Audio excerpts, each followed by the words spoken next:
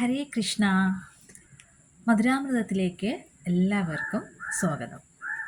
അപ്പോൾ ഇന്ന് മധുരാമൃതത്തിൽ ശ്രീ വല്ലഭാചാര്യർ രചിച്ച നന്ദകുമാര അഷ്ടകത്തിൻ്റെ ശ്ലോകമാണ്, ആദ്യത്തെ ശ്ലോകമാണ് പറയാൻ പോകുന്നത്, ചൊല്ലുന്നത്.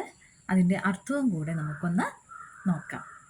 അപ്പോൾ നമുക്ക് വല്ലഭാചാര്യർ നന്ദഗോപകുമാരനെക്കുറിച്ച്, നമ്മുടെ ഭഗവാനെക്കുറിച്ച്, അമ്മമാരുടെ എല്ലാം പ്രിയപുത്രനെക്കുറിച്ച്, ഒരുപാട് അമ്മമാരുടെ മകനാണ് കണ്ണൻ, ഒരുപാട് ഗോപികമാരുടെ കാമുകനാണ്, ഭർത്താവാണ്, ഒരുപാട് പേരുടെ സുഹൃത്താണ്. അങ്ങനെയുള്ള നമ്മുടെ ഭഗവാന്റെ, നന്ദഗോപരുടെ പ്രിയപുത്രൻ്റെ പ്രവർത്തനങ്ങളെ, എല്ലാ പ്രവർത്തനങ്ങളെക്കുറിച്ചും ലീലകളെക്കുറിച്ചും എല്ലാം ശ്രീ വല്ലഭാചാര്യർ രചിച്ച നന്ദകുമാര അഷ്ടകം കേൾക്കാൻ തന്നെ അതിമധുരമാണ്. ആ ഇൻപത്തോടു കൂടിയൊന്നും എനിക്ക് ചൊല്ലാൻ അറിയില്ലെങ്കിലും ഞാൻ ഒന്ന് ശ്രമിച്ചു നോക്കുകയാണ്.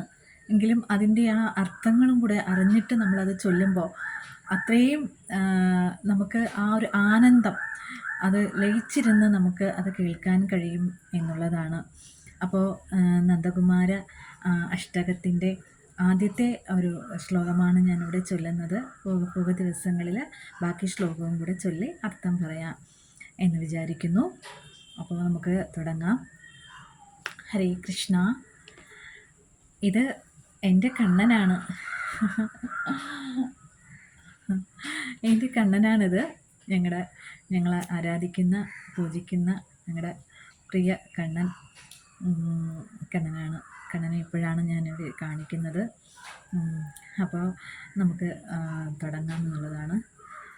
ജയ്തു ജയ്തു ദേവോ ദേവകീ നന്ദനോയം, ജയ്തു ജയ്തു കൃഷ്ണോ വൃഷ്ണിവംശപ്രദീപഃ, ജയ്തു ജയ്തു മേഘശ്യാമള കോമളാംഗോ, ജയ്തു ജയ്തു പൃഥ്വീ ഭാരനാശോ മുകുന്ദ.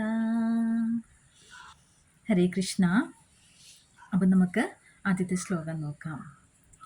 സുന്ദര ഗോപാലം ഒരു വനമാലം, നയന വിശാലം ദുഃഖഹരം, വൃന്ദാവനചന്ദ്രം ആനന്ദഖണ്ഡം, പരമാനന്ദം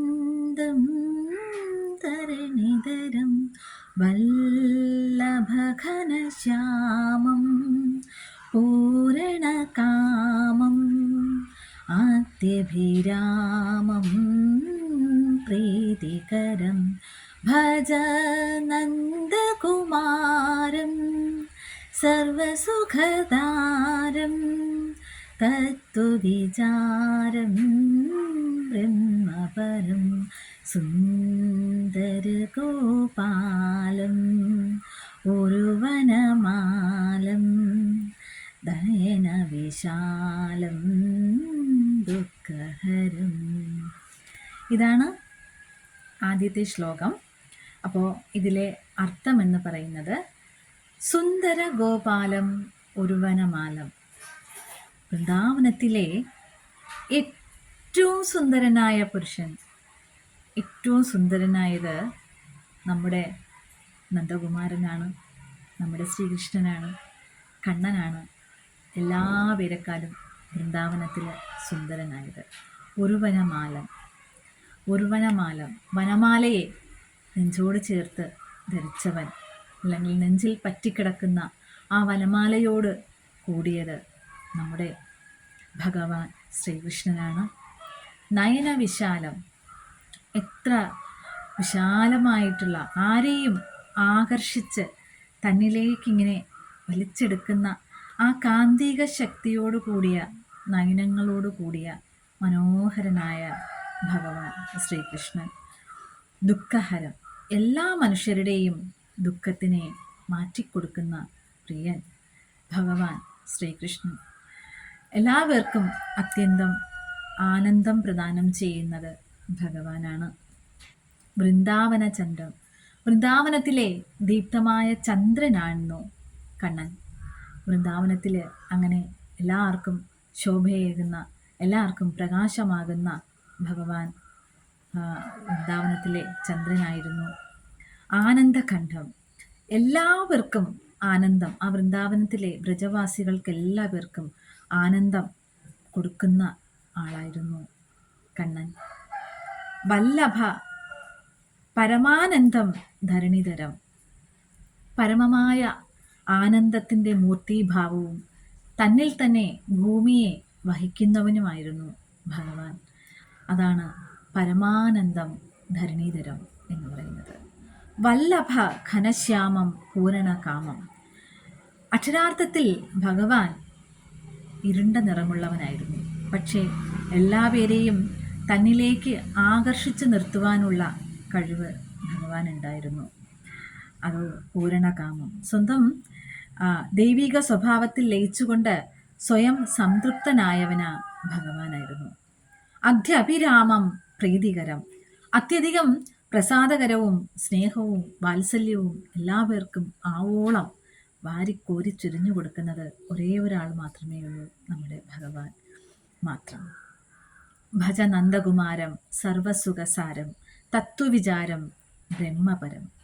അങ്ങനെയുള്ള എല്ലാ സന്തോഷത്തിൻ്റെയും സാരാംശമായ നന്ദകുമാരനെ, പരമോന്നത ബ്രാഹ്മണന്റെ സ്വഭാവമുള്ള നന്ദകുമാരനെ, അവൻ്റെ ദൈവീക സത്തയെ പ്രതിഫലിപ്പിച്ചുകൊണ്ട് ആരാധിക്കുക. സർവസുഖസാരം തത്വവിചാരം ബ്രഹ്മപരം, ആ ദൈവീക സത്തയെ നമ്മൾ പ്രതിഫലിപ്പിച്ചുകൊണ്ട് തന്നെ ഭഗവാനെ ആരാധിക്കുക എന്നാണ് ശ്രീ വല്ലഭാചാര്യർ തൻ്റെ നന്ദകുമാര അഷ്ടകം അതിൽ പറഞ്ഞിരിക്കുന്ന ആദ്യത്തെ ശ്ലോകത്തിൽ തന്നെ പറഞ്ഞിരിക്കുന്നത് ഇങ്ങനെയാണ്.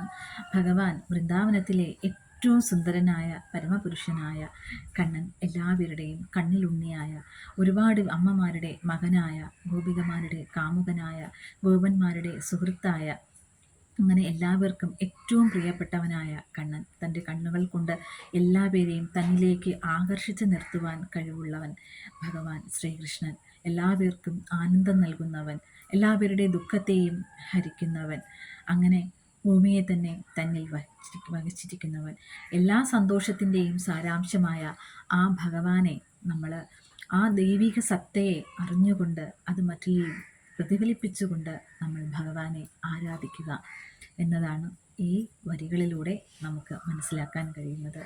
ഹരേ കൃഷ്ണ. എല്ലാവർക്കും ഭഗവാന്റെ അനുഗ്രഹം ഉണ്ടായിരിക്കട്ടെ. നന്ദകുമാര അഷ്ടകത്തിൻ്റെ ബാക്കി ശ്ലോകങ്ങളുമായി നമുക്ക് മറ്റൊരു ദിവസം കാണാം. ഹരേ കൃഷ്ണ.